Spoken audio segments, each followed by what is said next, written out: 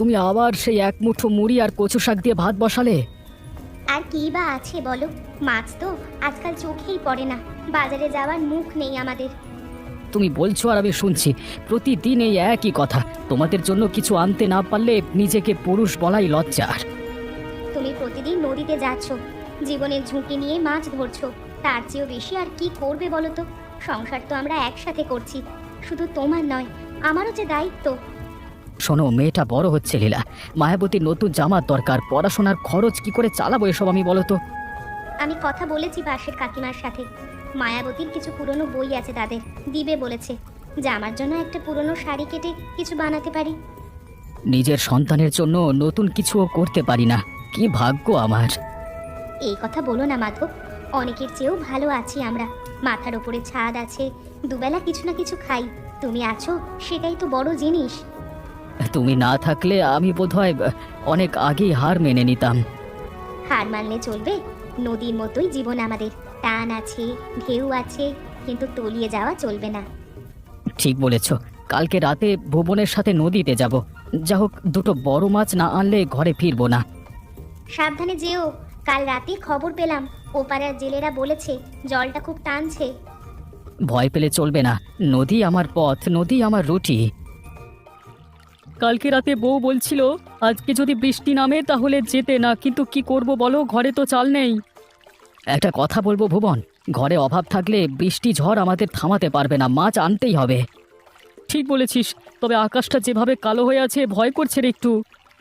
নদী আমাদের চেনে আর আমরাও নদীকে চিনি, একটু ঝড় এলেই মন কাঁপবে, আর মন কাঁপলে যে আমাদের উপায় নেই রে ভুবন, আমরাই একমাত্র আমাদের পরিবারের ভরসা রে। তোর এই সাহসটাই আলাদা মাধব, চল এবার জাল ফেলি। আর সত্যি তো ঠিকই বলেছিস, আমরাই আমাদের পরিবারের ভরসা। মাধব, এই ঝড়টা তো হালকা নয় রে, ফিরবো নাকি? আমার খুব ভয় করছে, যদি আমাদের কিছু হয় তাহলে আমাদের পরিবারদেরকে দেখবে। আর একটু দেখি, কিছু মাছ উঠলি ফিরি, এই ঝড় এমনি থেমে যাবে, তুই চিন্তা করিস না। মাধব, মাধব কোথায় গেলি রে মাধব? আমার হাত ভেঙে গেছে বোধহয়, ব্যথা লাগছে খুব রে বাবা। তুই পড়লি হাতটা, ও বাবা কি হাল করেছিস, চল এখনই তো নিয়ে যাই তোকে। ভুবন, মাথা ঘুরছে, চোখে কিছুই দেখছি না, তুই আছিস তো? আমি আছি রে ভাই, তুই চোখ বন্ধ করিস না, ধৈর্য ধর, নৌকায় রেখে তোকে নিয়ে যাচ্ছি রে। আমার লীলা, মায়াবতী, ওদের কি হবে রে ভুবন? তুই এসব ভাবিস না, আগে বাঁচ, তোকে আমি নিয়ে যাচ্ছি। ভুবন, ভুবন, এ কি হলো? মাধব, ও গো মাধব, এ কি অবস্থা? বাবা, ও বাবা, কি হয়েছে তোমার? ঝড়ে নদীতে পা পিছলে পড়ে গেল, হাত ভেঙে গেছে বোধহয়, খুব কষ্ট পাচ্ছে। ওরে বাবা, ভেতরে নিয়ে চল, ভেতরে নিয়ে চলো তাড়াতাড়ি। এইসব কেন করলে গো মাধব? এমন ঝড়ের রাতে নদীতে না গেলেই হলো না? কি করতাম বলো লীলা, ঘরে তো কিছু ছিল না, মাছ ধরতে না গেলে খেতে পেতে না তোমরা। অনেক করে বলেছিলাম ফিরে চল, কিন্তু শোনেনি কিছু, একরোখা মানুষ তো। তোমার এক রোখামি আজ আমাদের সর্বনাশ করে দিল। হাতটাই যদি না চলে, সংসার চলবে কি করে বলো তো? ও বাবা, তোমার খুব কষ্ট হচ্ছে না? না রে মা, কাঁদিস না। আর লীলা, আমি জানি না, সত্যিই জানি না, এখন শুধু মনে হচ্ছে আমি তোমাদের বোঝা হয়ে গেছি। এই কথা আর একবার বললে আমি কিছু একটা করে বসবো, এই বলে দিলাম। সংসার মানেই তো একসাথে লড়া। আজ তুমি অসুস্থ, কাল আমি হব, এভাবেই তো জীবন চলে নাকি?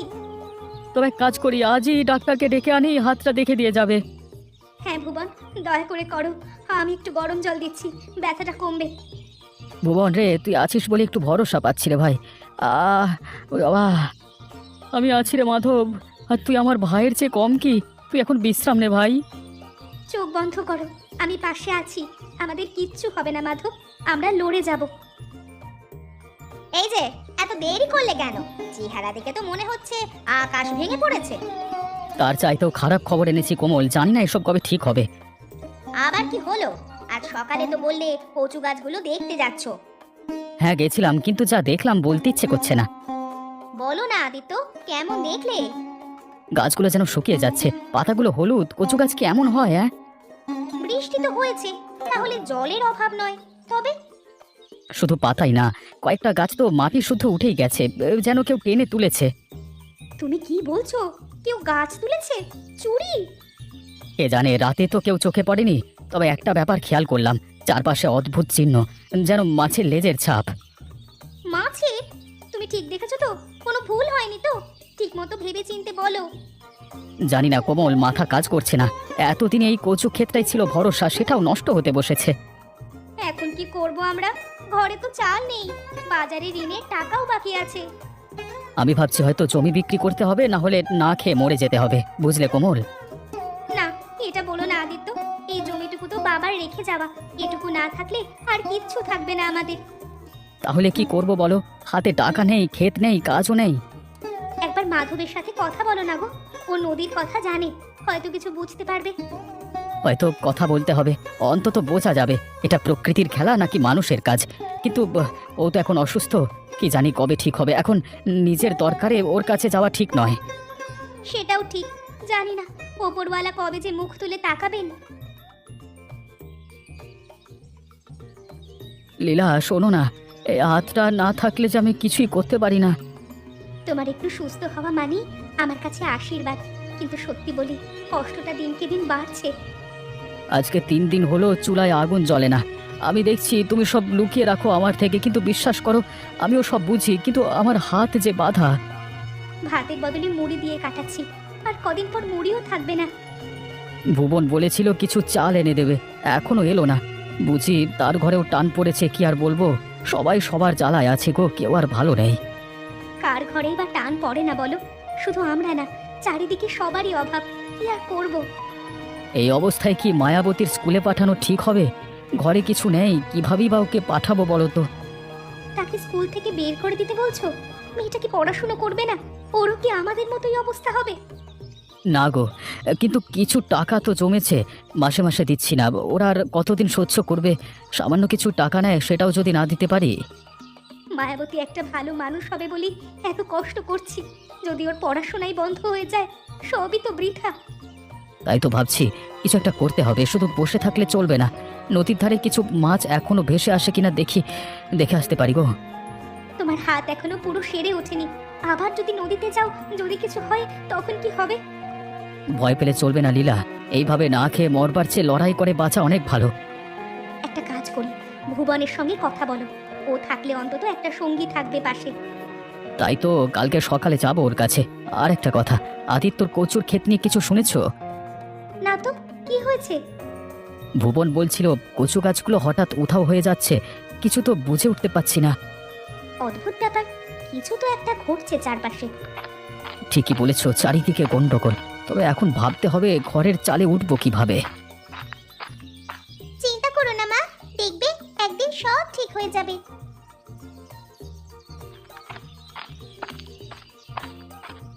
কমল, কমল তুই বসে আছিস আর আমি পাগলের মতো হয়ে গেলাম। কি হয়েছে? এত তাড়াহুড়ো করছো কেন? আর এমন মুখের অবস্থা কেন তোমার? গেল রে কোমল, সব গেল। আমার কচুর খেতে আবার কেউ ঢুকে গাছ কেটে নিয়ে গেছে। আবার? আগের দিন তো বললে শুধু পাতাগুলো হলুদ হয়ে যাচ্ছিল, এবার পুরো গাছ? হ্যাঁ, আজকে সকালে গিয়েই দেখি 4-5টা গাছ নেই, আর চারপাশে কাদায় যেন কিছু ভারী জিনিসের টানার দাগ। তুমি কি ভাবছো গো, কেউ গাছ কেটে চুরি করছে? তা তো বুঝি না, কিন্তু মানুষ হলে কেউ তো দেখে ফেলতো। এত সকালে কে আসবে বলতো? তাহলে কি পশু? পশু হলেও এমন ভাবে গাছ তুলে নিয়ে যায় না, গাছের গোড়া শুদ্ধ টেনে নিচ্ছে যেন। আর আশেপাশে কাদার উপর অদ্ভুত দাগ। তুমি বলেছিলে আগেরবার মাছের লেজের মতো দাগ দেখেছিলে। হ্যাঁ, আর আজও জলজ জিনিসের গন্ধ পেলাম। কাদার মধ্যে একটা কাঁচা মাছের মতো লালা লেগেছিল। তুমি মাধবের সাথে কথা বলো গো, ও তো নদীর ছেলে, এই ব্যাপারটাও বুঝতে পারবে। তাই তো ভাবছি এসব কিছুর পেছনে নিশ্চয়ই কোনো কারণ আছে। নদীর জল যদি উঠেই যায় তবে কি? বন্যার জল গিয়ে যদি মাছ ক্ষেতের ভেতর ঢোকে, তবে তো এইরকম কিছু হতেই পারে। তবুও নিশ্চিন্ত হতে হবে, ক্ষেত রক্ষে না হলে আমাদের না খেয়ে মরতে হবে কোমল। আর সহ্য হয় না আদিত্য, এই 12 মাসে 12 রকমের যন্ত্রণা, শুধু একটা দিন শান্তি চাই। শান্তি পেতে হলে আগে বুঝতে হবে শত্রুকে, মানুষ না প্রকৃতি। একটা কথা বলবো মাধব, রাগ করবে না তো? রাগ? তোমার উপর কখনো রাগ করতে পারি আমি? তুমি তো আমার সব। আজ বিকেলে বাজারে গিয়ে শুনলাম আদিত্যর কচু খেতে আবার গাছ নেই। কজন বলছিল যেন কিছু টেনে নিয়ে গেছে। আবার? আগের বারও শুনেছিলাম এরকম, আজকে আবার? কিছু বুঝতে পারছে না কেউ? না গো, সবাই ভাবছে চোর, কেউ বলছে ভরচাজ বাড়ির বাচ্চারা দুষ্টুমি করে ফেলেছে। না না, এটা চোরের কাজ না, বাচ্চাদের তো নয়। তুমি এত নিশ্চিত হচ্ছ কি করে? লীলা, মনে আছে তো 5 বছর আগে যখন সেই বড় বন্যা হয়েছিল তখন কি হয়েছিল? হ্যাঁ, তখন নদী উপচে পড়েছিল আর বলেছিলে অনেক মাছ লোকালয়ে চলে আসছে। ঠিক তাই, তখন ইলিশ মাছ বোয়াল সব ভেসে আসতো খেতে। বিশেষ করে ইলিশ, ওরা জল পেলে গাছের নরম ডাঁটা কেটে খেত। তুমি বলতে চাও আদিত্যর কচুর ক্ষেতের গাছগুলো ইলিশ মাছ খেয়ে ফেলেছে? হয়তো তাই। এবারকার বৃষ্টি একটু অদ্ভুত। নদীর ধারে গিয়ে দেখলাম জল বেড়েছে, গাছের গোড়ায় মাছের আঁশ আর কাদা ভরা দাগ এসব ইশারা দিচ্ছে। তবে তো বিপদ আরো বড়, যদি মাছগুলো আসতেই থাকে। তাই তো ভাবছি, আর একটা কথা বলি, এই ইলিশ যদি এত কাছে চলে আসে তবে ধরাও তো যায়। তুমি আবার নদীতে নামবে? যদি মাছ ধরি তাহলে একদিকে আদিত্যের ক্ষেত বাঁচবে, আরেকদিকে আমাদের ঘরে চাল আসবে, বুঝতে পারছো? তাতে দুজনেরই লাভ। তবে আগে ওকে সব বলো, যেন ও ভুল না বোঝে। কারণ যতই হোক জমি তো ওর, ওখান থেকে শুধু আমরাই লাভ নেব, সেটা তো ভালো দেখায় না, না? হ্যাঁ, তুমি একদম ঠিক বলেছ। ঠিক আছে, কালকে সকালে আদিত্যের কাছে যাব, সব বুঝিয়ে বলবো। ও রাজি হলে দুজনে মিলে কিছু একটা করাই যায়। হ্যাঁ, এই ভালো। একা করার থেকে কেউ সাথে থাকলে সাহস বেশি পাওয়া যায়। হ্যাঁ হ্যাঁ, একদম।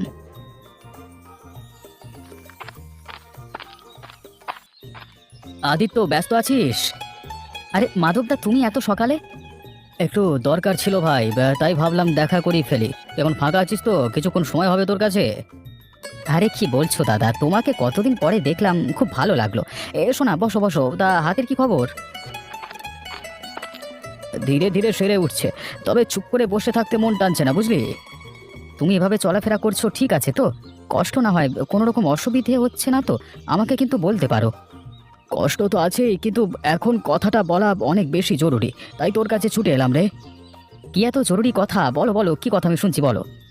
তোর কচু ক্ষেত নিয়ে শুনেছি, মানে লীলা বলল মানে গাছ উধাও হয়ে যাচ্ছে। হ্যাঁ গো দাদা, গতকালও দেখলাম আবার কয়েকটা গাছ নেই। কিছুই বুঝতে পারছি না কি থেকে কি হচ্ছে। আমি বুঝতে পারছি, বুঝলি।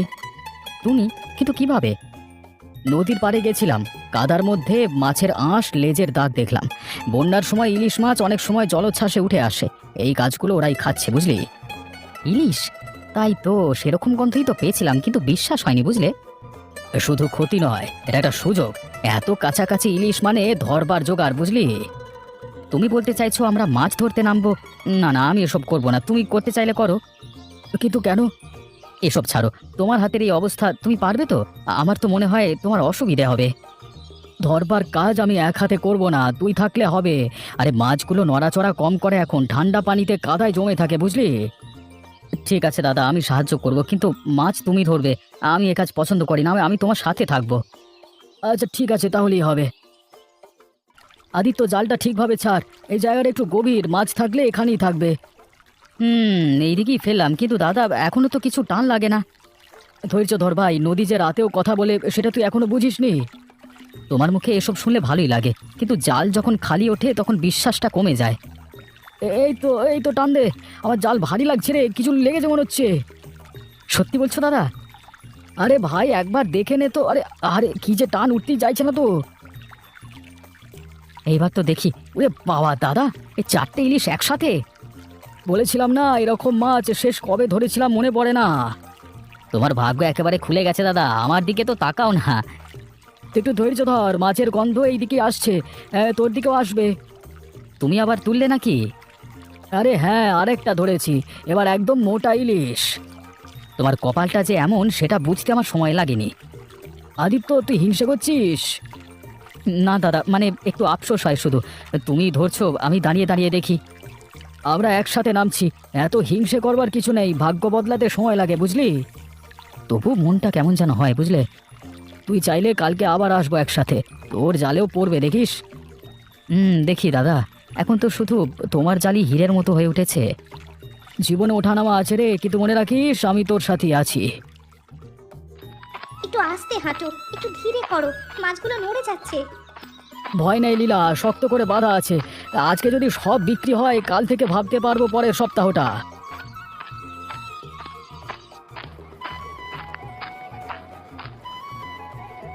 ওরে মাধবদা, কি মাছ নিয়ে এসেছো? শুনলাম ইলিশ ধরেছো।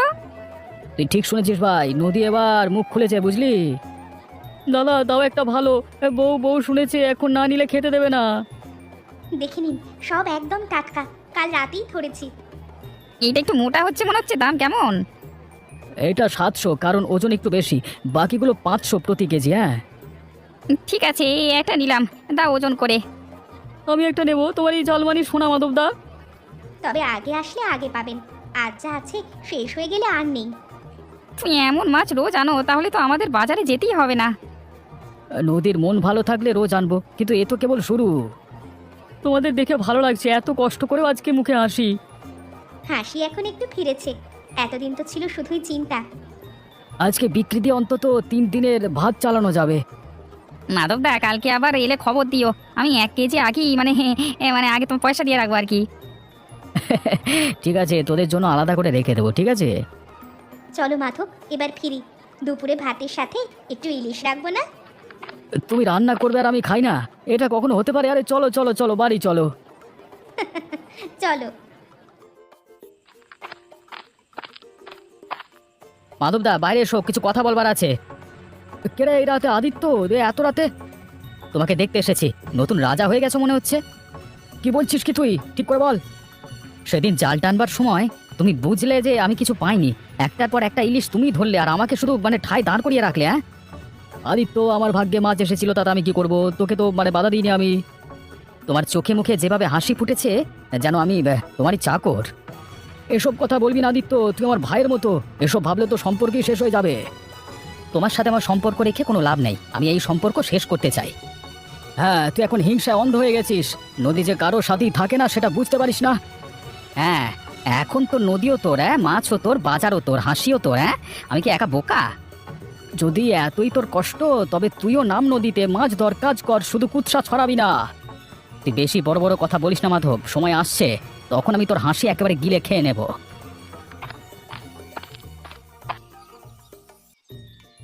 মাধব, একটু বসো তো, কথা আছে। কি আবার নতুন কথা? আদিত্যের নাটকই এখনো মাথায় ঘুরছে আর কি। তাই তো বলছি, ওরকম রাগ কেউ এমনি করে না। ও যা যা বলছে সে আমি কোনোদিন ভাবিনি, এমন অপমান। ভেবেছো কেন বলেছে ও? ওর সংসারে কিছুই চলছে না, কচু জমি তলিয়ে গেছে, ফসল নেই, হাতে টাকা নেই। তাই বলে রাত বিরেতে এসে ওই ভাষায় কথা বলবে? না, কিন্তু ভাবো তো, তুমিও তো কষ্ট করে মাছ ধরেছো, কিন্তু ভাবো আমরা যে মাছ ধরছি সেটা তো ওর জমির পাশ থেকে, কচু গাছ যেখানে ছিল সেখানেই তো এখন নদীর জল ঢুকছে। মানে ওর জমি থেকেই মাছ উঠেছে?